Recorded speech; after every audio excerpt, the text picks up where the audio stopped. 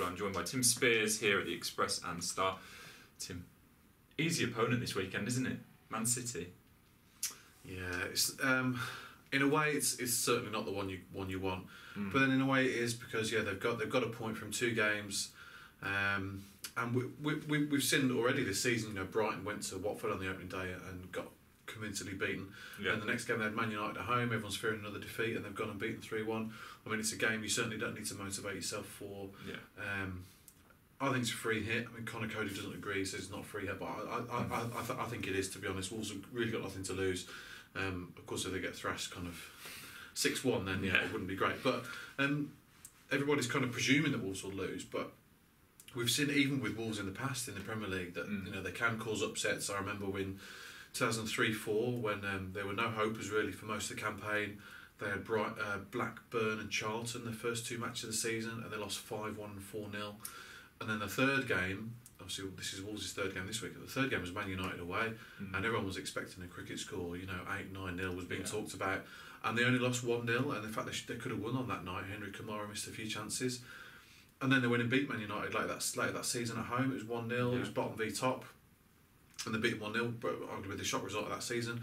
And then we saw in 2010-11 another Wolves Premier League season where they beat Man United again. Man United had been unbeaten since February. Everyone was thinking they were going to be invincible that year, and Wolves beat them, even though they were fighting against relegation. They also beat Liverpool away.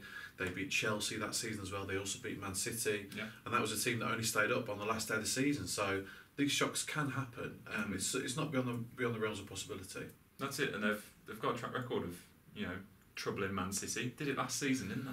Yeah, exactly. And it was a very different game, and it's you can't really compare the two in a way. But then again, the circumstances were there that Wolves went to Man City, a team that showed many changes, as did Wolves', but Man City still fielded Aguero, Jesus played as well, Raheem Sterling played, Bernardo Silva played, Wolves played a load of reserves, and they were only the first team to keep a clean sheet against them all season, I think, was right. Yeah. So the first team since April, I think, to keep a clean sheet against Man City. 120 minutes they took them to.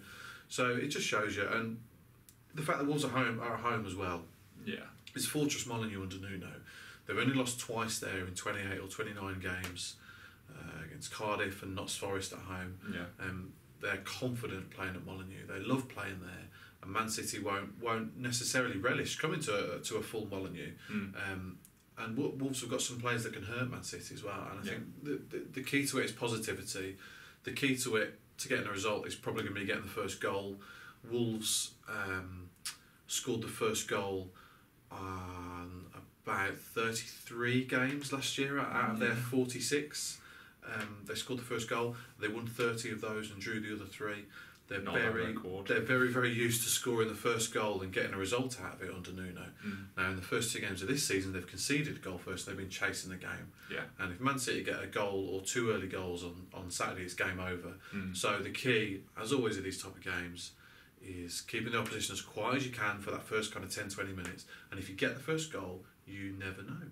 And with a full Molineux and a positive Molineux, and I'm sure the fans will be right behind them, you just never know. These things have happened before, and it's not beyond the realms of possibility of it happening again. There we go. So stay positive, Wolves fans. You never know what could happen. For all the latest on Wolves, make sure you stay with us at expressandstar.com.